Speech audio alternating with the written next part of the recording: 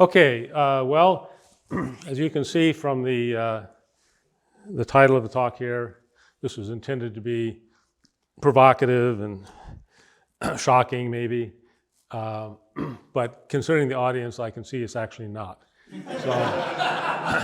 So I will adjust my presentation a little bit in real time here to take that into account. So this is actually, this is an updated version of a talk that I started composing a few years ago, and updated because I've added a couple of case studies that I have personally done in the last few years that are basically aimed at sort of out-of-the-box thinking of how to use ultra-heavy spacecraft, Starship, when it comes along.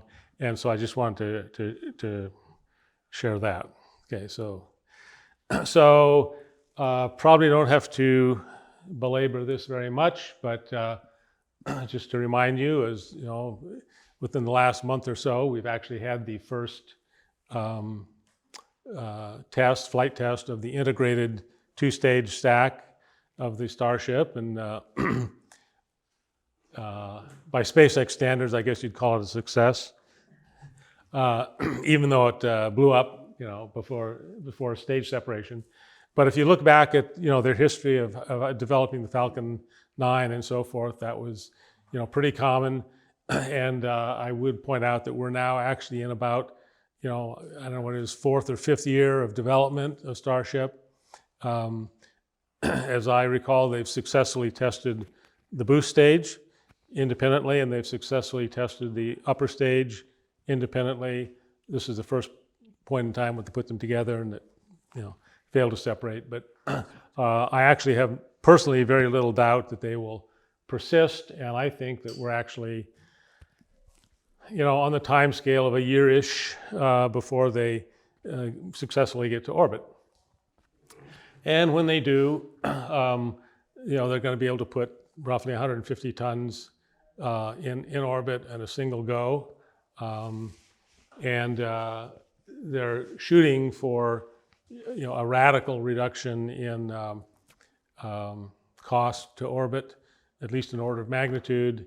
And so my premise is that when that happens, and I think that's going to happen soon, we're looking at essentially a kind of a revolution in our ability to do stuff in space.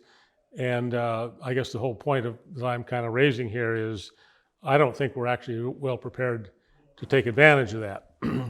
And so I've been basically asking what are we going to do about that.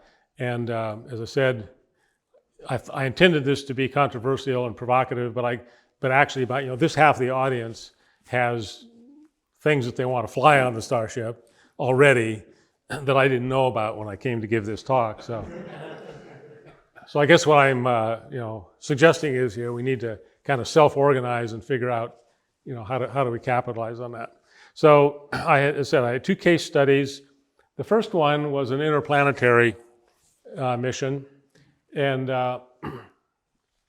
this was in conjunction with a NASA Institute for Advanced Concepts study, a NIAC study that I was kind of the chief engineer on for a few years.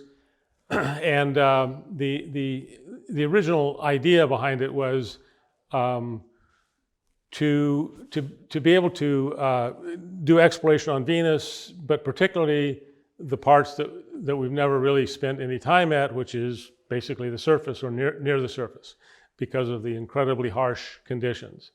And so the idea is that one way to do this is with a cycling aircraft of some sort, where you would start at some modestly survivable altitude, in this case 30 kilometers, but plus or minus, and basically be able to go down to the surface and fly in proximity at treetop level.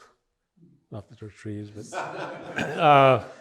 but in any case, you'd be able to do the atmospheric science during the transect, but also do surface imaging and other remote sensing of the surface, which is basically totally unexplored at this point. And so the idea was, could you do that with essentially non-nuclear type, power sources using essentially the thermal gradient between the high altitude and the low altitude through some kind of, heat engine or, a Carnot cycle or something like that, plus solar energy that you might collect. And could you make that that idea close, from an engineering standpoint, so you could keep doing this cycling indefinitely until something broke or you ran into something. And so the idea originally was the blended wing body aircraft, which we chose that particular kind of configuration because you need to first enter it into the Venus atmosphere 1 minute ago. And so we looked at that and realized that no, you couldn't really do that.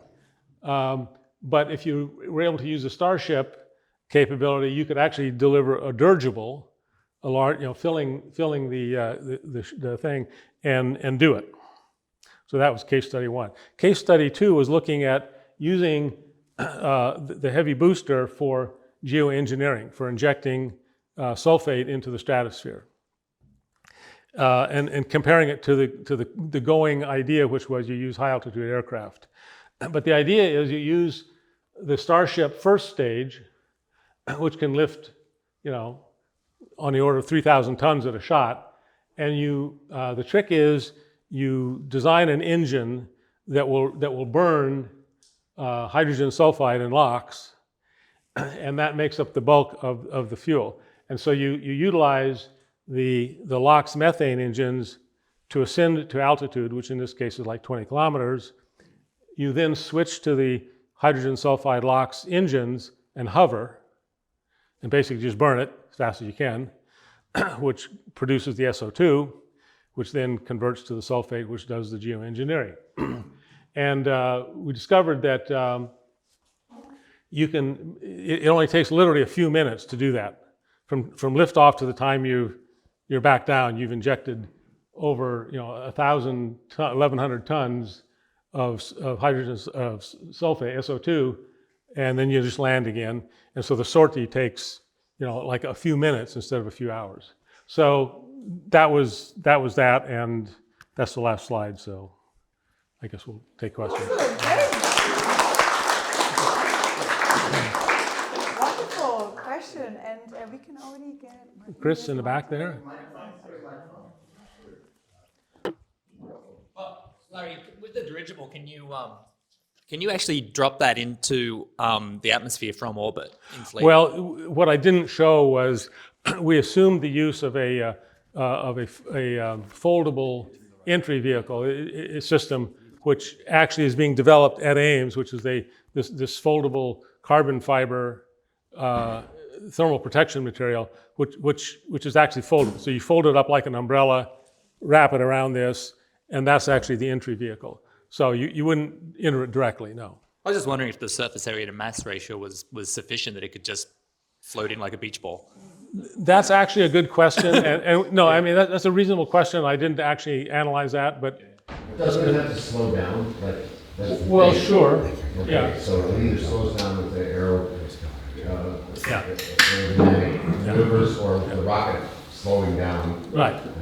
There's potentially more than one way to skin that cat, but I just want to use the more advanced technology.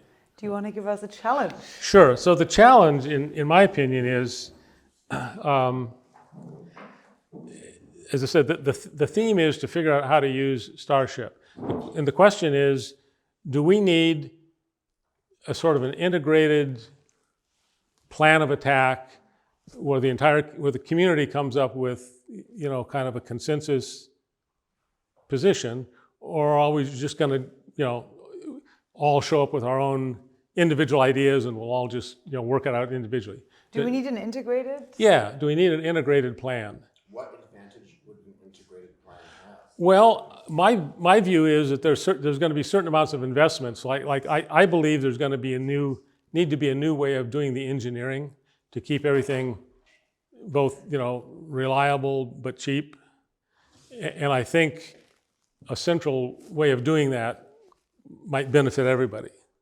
But that's just my, A quick question, right? NASA Artemis plan is kind of similar where they want to for SLS basically. Yeah. So will it not be easily translated to Starship?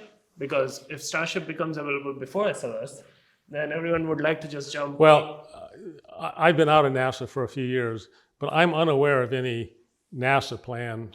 There is one for Artemis. Well, I understand that for Artemis, but I don't think there's a general purpose plan to take advantage of this. Like, for example, for astrophysics missions or Earth observation missions or whatever. Well, but the way it works is, with any launch vehicle, various communities say, oh, I could use an Atlas to launch my probe, or I can use a Falcon to launch my probe. So somebody comes along, they want to do a giant space telescope, says, oh, I'm going to use a Starship to do this. Well, sure. In other words, everybody, if you have a transportation system, Yeah. then different customers come to it and they identify it as something that they want to use. You don't have to have a master plan for how it's going to be used. Well, perhaps. I mean, I don't doubt that, and I said the last day, I've seen that there's a ton of ideas out there for payloads people want to fly. My point is to make those payloads cheap yet still effective on a large scale. I think there's going to have to be a new way of doing the actual space engineering and development. I would say to be more discussed during the Yeah. actual breakout. Okay. All right. Thank that's you. right, yeah.